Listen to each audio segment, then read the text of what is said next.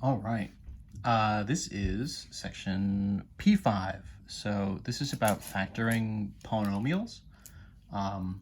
We were doing a bunch of different polynomial stuff, addition, subtraction, and multiplication. In P4, we didn't do any division. This is technically not division, but it's kind of division-ish. Essentially what we're doing here when we say factoring, in some sense, the essence of what we're doing is we're kind of undoing multiplication. So we're going to take what would be kind of an expanded polynomial and then try to sort of reverse engineer backwards to what it would have looked like as sort of the product of two other polynomials. The series of videos for this section actually are based on mostly kind of a series of review videos that I did for pre-calc class. So the kind of middle chunk of videos are from there. You'll hear me say things about how sort of this is a review.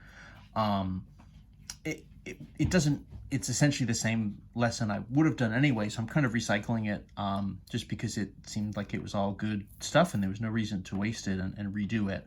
But what I'm adding is this video up front, which is about factoring a GCF from a polynomial. And then I'll do, excuse me, an extra video at the end where I run some extra examples just to sort of make sure we've seen as much of this as we want. So let's dig in. Factoring a GCF from a polynomial. First things first, GCF means greatest common factor, right? GCF. We don't mean greatest like the best. I guess maybe it's the best. The idea here is that it's the largest common factor. So it's sort of the largest term that all of your different individual terms like have in common. So I guess it's just the largest factor. So let's just sort of start with an example and we'll kind of break it down from there. So let's say I've got 15x to the 4 minus, I don't know, 20x cubed plus 25x squared or something, right? So this is just a generic polynomial. This just sort of is what it is. It's just by itself, right? So it's not like this is something we're trying to multiply or divide into another polynomial. It just is what it is. But one thing you might notice is, if you look at the coefficients, 15, 20, 25, all of those would be divisible by 5. And then as far as the variables, right, x to the 4, x to the 3, x to the 2, they all have at least 2 x's in them. So what that means is there are some pieces in common, right? They sort of are sharing at least 2 x's, and they're also sort of sharing a 5. So we can kind of use that information to actually kind of rewrite this and sort of break it apart. And this is actually going to be helpful in what we're going to be doing next. We're going to be using a lot of polynomials sort of throughout the course. And so factoring them and kind of simplifying them and breaking them down is in general going to be something that's pretty useful for us. A lot of different ways you can do this. What I'm actually going to do is I'm just going to write each of these terms out kind of individually. I'm going to ignore any like positives, negatives here, pluses, minuses for a second. Right? If we were sort of finding the GCF of like various numbers, what we would do, right, is essentially sort of break them down into their primes. And so we can do that with all these things. Here, 15 would be, right, 3 times 5. And then x to the 4, I'm just going to expand out x times x times x times x, right? 20 would be, 4 times 5 would be 2 times 2 times 5, x cubed, right? 3 x's, and then 25, double 5s, x to the 2, right, would be sort of x and x.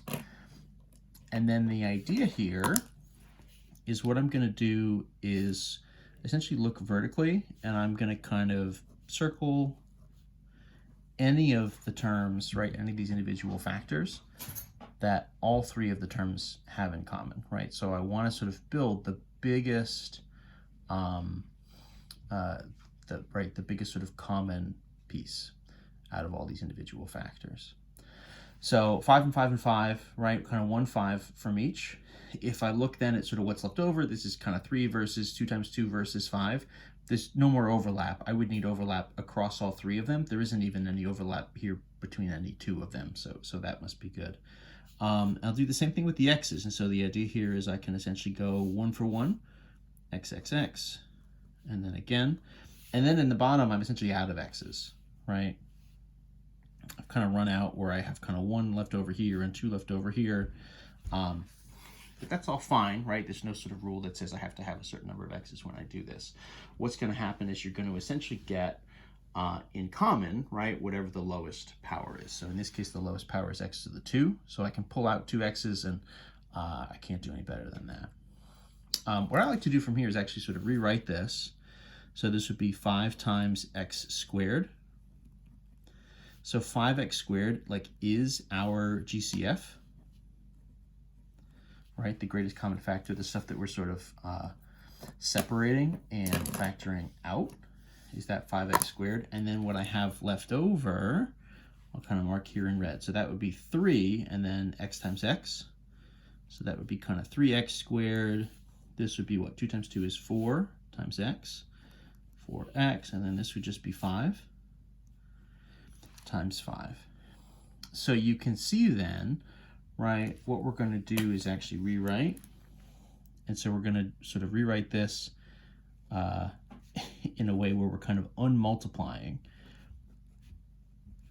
And because this is just like a single term, what this really is going to look like, we're essentially undistributing, right? Distribution is a form of multiplying, right? Sort of a single, what we call a monomial, times a longer piece, right? Looks like distribution.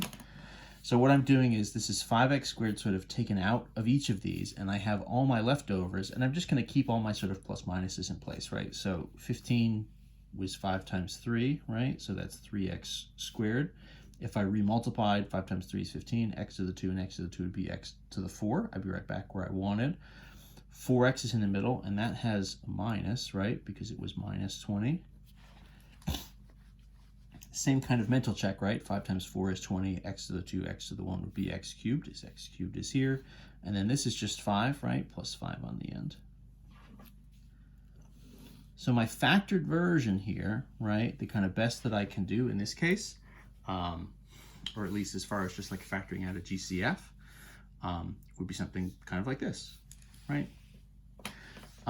Let's do another example. You know, in theory, you could do all sorts of things. You could mix up x's and y's. I think we're just sort of keeping everything in one variable for now. I'm going to make the first term negative, maybe as a change up. So let's do negative, I don't know, 27 x cubed minus, I don't know, 45 x squared plus 9x, let's say. Let's do the same thing that we just did. I'm just going to sort of write all of these kind of in a row. I'm going to, again, kind of ignore pluses and minuses for now. We'll kind of catch those at the end. And what I'll do is break everything down here. So 27, right, would be 3 times 9. 9 would be 3 times 3, and then 3 x's, right, x cubed, x and x and x. 45 would be 9 times 5, which would be 3 times 5, x squared, double x's, and then this 9x, right, would be 3 times 3, and then times x. So a couple things here that I want us to notice. What did I do before? I did the GCF in purple. So what do we have in common? Well, we can go, right, 3, 3, 3, right down the line, and then we can hit the 3's again, right? So we get 3 times 3, so that's 9. And then I have kind of x to the 1, so I've got 1x, 1x, and 1x. So these are going to be 9x times some sort of leftovers, right?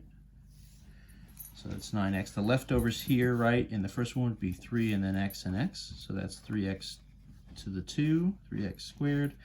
This would be 5x, right, left over.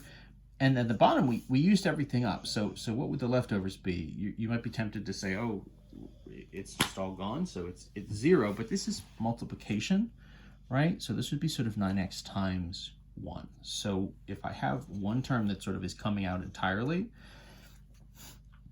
like in this case, the 9x, that means I have 1 left over, right? Because if I multiply by 1, I'll get that term. You know, if I make it a 0 and I make the term disappear entirely, there's nothing for it to kind of remultiply with, and the whole thing kind of comes apart. So watch, right? Be very careful kind of when we're using a 1 versus when we're sort of using a 0. Sorry, we're doing this a little bit in the evening, and the cats are a little wired. All right, so what did we just say? So our GCF here is kind of 9x. So one version of this would just be 9x, right, out in front. And then again, we'll just sort of put all our leftovers here, and we'll just keep all the negatives and positives in place. So the first term here is negative. So we'll actually call that negative 3x squared. The second term is also negative, so that would be negative 5x. And then this is positive, right, is plus. And then we said this would just be a 1 left over. So one version, right, one sort of version of this with the GCF factored out would be a 9x in front, and then minus 3x squared minus 5x and plus 1, all in parentheses here. The alternate version, what we can do instead, if we have this first term as negative, what you can actually do is do 9x, but take the negative out as well. So if you do not just 9x, but negative 9x in front, so you're taking the negative out. It's essentially sort of taking everything that was on the inside here and multiplying it by negative 1. So all of these positives and negatives are going to flip. So if the negative comes out, instead of being negative 3x squared on the inside, it's actually positive 3x squared. Instead of being minus 5x, right, it's plus 5x. And instead of being plus 1, it's minus 1. It doesn't change the numbers, it doesn't change the x's, but it just changed the sign, right, from positive to negative. I kind of like this. I mean, it's going to depend a little bit, and as we go through the examples in the rest of the videos, you'll kind of see it depends. Sort of sometimes you do this, sometimes you don't. You kind of want to be comfortable writing this either way. You know, if I sort of asked you on a quiz or in the homework, if they say, you know, factor out the GCF, in theory, either one of those versions is correct. So it's not that either one of these in particular is sort of better or worse. They're just different.